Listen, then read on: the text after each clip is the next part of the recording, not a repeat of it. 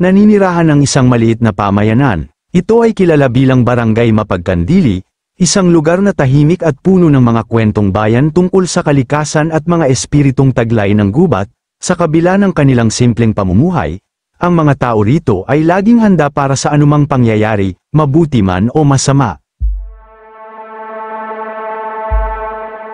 Isang araw, dumating ang balita na may isang babaeng nagdadalang tao na namatay sa kagitnaan ng kanyang anak. Nang buksan nila ang bahay, nakita nila ang babae na nakahiga sa sahig, kulang na sa hininga, habang ang sanggol ay umiiyak ng malakas. Sa kabutihang loob ng mga kapitbahay, inilipat nila ang sanggol sa simbahan upang doon alagaan hanggang sa matuklasan kung sino ang tunay na pamilya nito. Nang gabing yun, ang buong nayon ay tila tahimik, walang ibang naririnig kundi ang malalim na hiyaw ng hangin at ang alon ng mga dahon sa puno. Ngunit sa loob ng simbahan, ang pari at ang mga taong tumulong ay nagsimulang marinig ang kakaibang tunog, parang iyakan ng isang bata, ngunit may isang malalim na pangangailangan na hindi maipaliwanag. Parang may naghahanap, sabi ng isa sa mga tumulong, habang kinakabahan. Tinignan nila ang sanggol sa kama, ngunit ito ay tahimik lang at tulog. Nang biglang, narinig ulit ang iyakan. Ngunit ngayon, mas malakas at parang papalapit. Kinilabutan silang lahat, pero sinubukan nilang huwag pansinin ang mga tunog at ipinagpatuloy ang kanilang pag-aalala sa sanggol.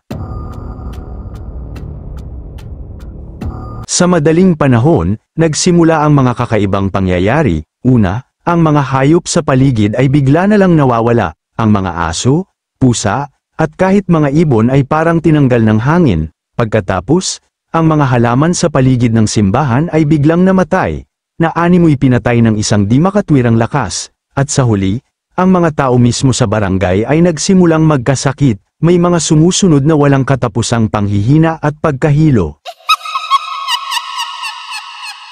Nang gabing yun, nagsimula ang tunay na takot. Sa loob ng simbahan, ang sanggol ay biglang gumising at nagsimulang umiyak ng malakas. Pero ang iyakan ay hindi normal, parang isang malalim na sigaw na pumapasok sa kaluluwa ng sinumang nakikinig. Hindi kayang pigilan ni isa man sa mga tumulong ang kanilang sariling takot. Nang lumapit ang pari sa sanggol, napansin niya na ang mukha nito ay biglang nagbago. Mula sa isang munting sanggol na may mayenhing mukha, ito ay naging isang mapanglo na anyo, kulay asul ang balat, ang mga mata ay pula at manipis, at ang bibig ay nakangisi na parang isang demonyo.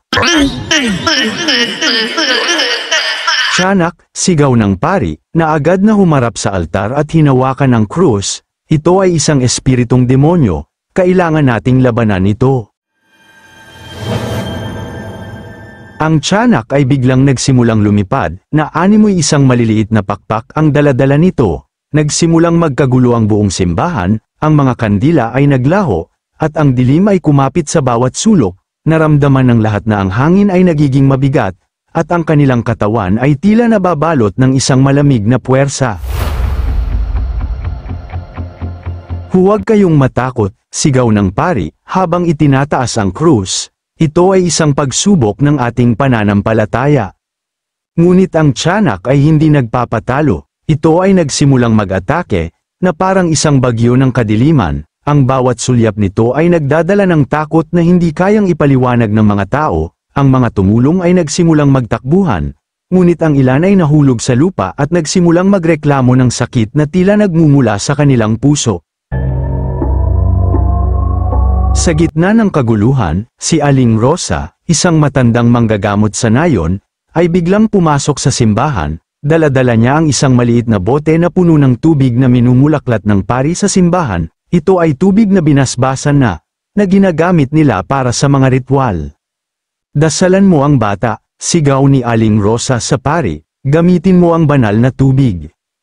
Agad na kinuha ng pari ang bote at dinalasan ang tiyanak. Sa unang tiklis ng tubig, ang tiyanak ay biglang napahinto, ang kanyang mga mata ay nagsimulang mag-alab ng apoy, at ang kanyang sigaw ay naging mas malakas, ngunit hindi pa rin siya nawala. Ito ay isang mahigpit na espiritu, sigaw ni Aling Rosa. Kailangan mong ipanalangin ang banal na aklat.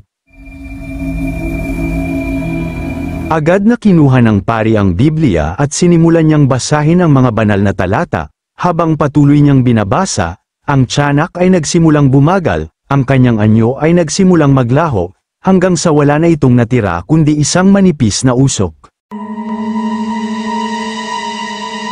Sa huli, ang simbahan ay naging tahimik muli. Ang mga tao ay nagsimulang bumalik sa kanilang mga sarili, na tila nabuhay mula sa isang masamang panaginip. Ang pari at si Aling Rosa ay nanatiling nakatingin sa lugar kung saan dati nakatayo ang tiyanak.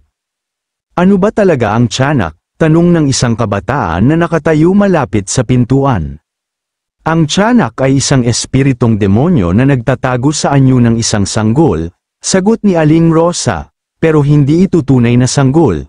Ito ay isang masamang espiritu na nagpapanggap upang makapanira at makapanakit ng mga tao. Mula noon, ang barangay Mapagkandili ay naging mas maingat. Sinabi ng mga matatanda na dapat lagi silang handa, lalo na sa mga oras ng gabi. Ang gubat ay puno ng mga misteryo, at hindi lahat ng bagay ay maaaring ipaliwanag. Ngunit sa kabila ng lahat ng ito, ang pananampalataya at pagkakaisa ng mga tao ay patuloy na nagbibigay lakas sa kanila laban sa mga masasamang espiritu tulad ng tiyanak. At sa gabi, kapag ang hangin ay nagsisimulang magdala ng malalim na tunog, ang mga tao ay laging handa na magdasal at ipagtanggol ang kanilang komunidad. Maraming salamat sa muling pakikinig ng maikling kwento. Kung gusto mo pang makinig ng iba't ibang kwento, bisitahin ang playlist ng mga kwentong kababalaghan sa aking YouTube channel, at huwag kalimutang i-subscribe ang Jonas Mini Vlog para updated ka sa bawat kwento.